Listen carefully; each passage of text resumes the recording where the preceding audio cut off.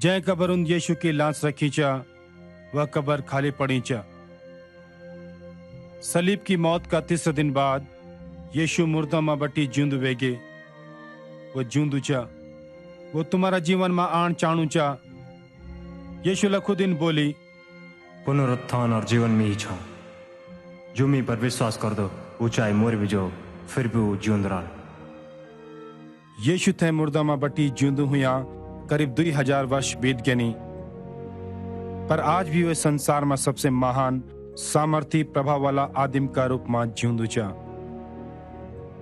पुराना जमाना में बहुत सारा महापुरुष ऐनी और चलिए नी, राजा, विद्वान, वैज्ञानिक, दार्शनिक, धार्मिक गुरु ऐचन और चलिए नी,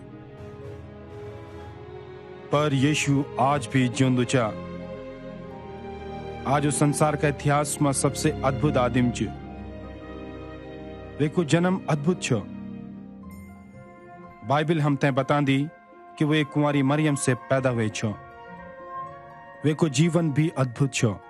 वेको जीवन अलौकिक शक्तियों से भरपूर छो। वे निष्पाप और पवित्र जीवन बिताई और इन चमत्कारी काम करेनी जन संसार में कैल नहीं करेनी। वेको संदेश भी अद्भुत छो। जो कोई वे थे अपनो मुक्तिदाता और प्रभु मानदू, वे थे वो प्यार, पापों की माफी और नयो जीवन देंदू। जब कभी भी वे का संदेश पहुंची नहीं, वे का परिणाम स्वरूप लोगों थे एक नयो जीवन, नई आशा और जीवन को नयो ध्येय मिली।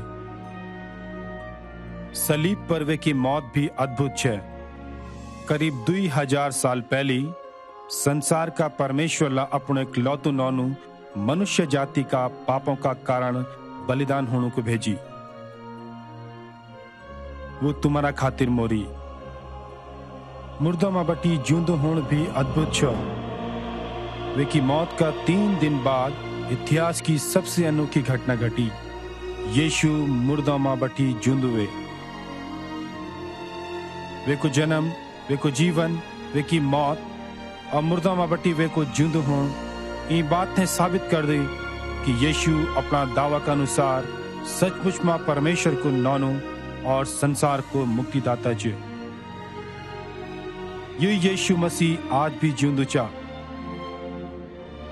वो चांदू कि मैं तुम्हारा जीवन में आऊं, तुम्हारा पाप माफ करूं और तुम थे भरपूर जीवन जीने की सामर्थ्य दूं। वे का वचन सुना। हे सब मेहनत करने वालों और बोझ तोला दबाने लोगों, मी मावा और मैं तुम ते आराम दियो। मार्ग, सच्चाई और जीवन मी ही छाऊं। मेरा बिगर कोई भी पिता परमेश्वर मुनि जा सकते। बाइबल हम ते बताऊंदी कि लकी सभी ने पाप करे और ऊपर बटी परमेश्वर की महिमा उठ गया। और इन भी बताऊंदी पाप की मजूरी तो मृत्यु चा, पर परमेश्वर को वरदान हमारा प्रभु यीशु मसीह में हमेशा को जीवन चा। जब यीशु मोरी छो, वेल हमारा पापों को दंड भोरी। यही भगत वो तुम्हारा जीवन में आने को तैयार छ। देख, मैं द्वार में खड़ो के खटखटाणो छा।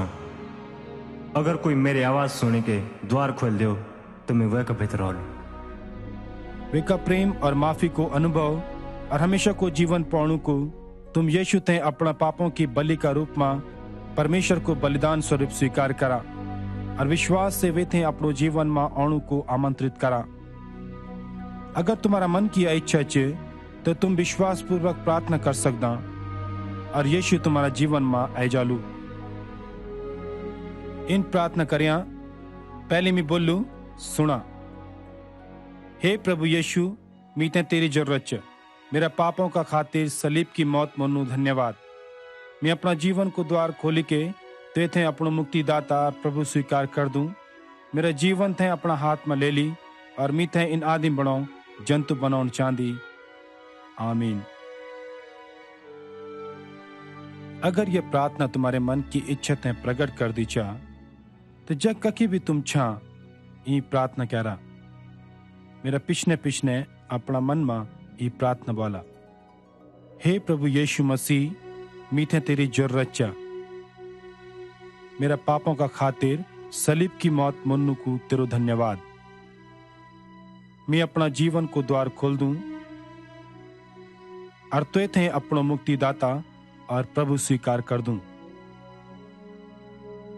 मेरा जीवन को नियंत्रण अपना हाथ में ले। मीथे इन आदिम बनो जंतु मीथे बनाउण चांदी। आमीन। अगर तुम उन्हें विश्वासपूर्ण प्रार्थना कैरी और यीशु मसीह थे अपना जीवन में आणो निमंत्रण देचा तो जरूर तुम विश्वास रख सकदा छा और अपना वचन का अनुसार यीशु तुम्हारा जीवन में आएगे। तुम इन भी विश्वास कर सकदा छा कि हमारा पाप माफ वेगिन और हम परमेश्वर की संतान छा और हम तय हमेशा को जीवन मिल गए।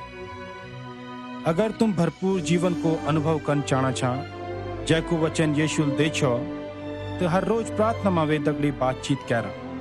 धर्मशास्त्र पढ़ी के अपना जीवन का बारा में वे की योजना की खोज करा और लोगों दगड़ी संगति करा जो वे बटी प्रेम कर देना और वे का वचनों पर चल देना। अंत में वे की अद्भुत प्रतिज्ञाओं तय सदा याद रखा। मैं तुम तय कभी नहीं छोड़ लू और न कभी त्याग लू। देखा मैं ये संसार का अंत तक भी सदा तुम्हें दगड़ छाऊं।